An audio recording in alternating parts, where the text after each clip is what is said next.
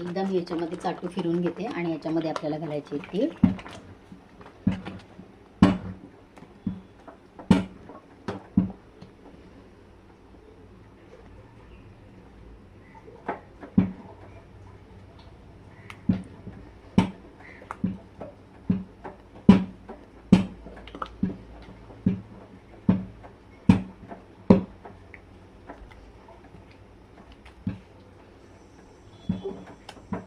जर ह्या कुरड्या चमच्याने टाकायच्या असल्या तर जर तुमच्याकडे मोठा कापड असेल, मेन कापड किंवा पातळ असं जे काही कपडा असेल तर ह्याच्यात थोडंसं अजून पाणी टाकलं तर ह्या चमच्याने सुद्धा तुम्ही घालू शकता, किंवा आपल्या साचे असतात तिळाचे, साच्याने सुद्धा घालू शकता. तर आता आपल्याला टाकायचे आहे तीळ.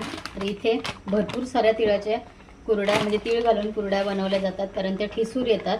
तर इथे मी आता घालते 1 किलो रव्याला मी 1 किलो तीळ घालते. पूर्ण हे मोठं पॅकेट आहे माझ्या हातामध्ये तिळाचं.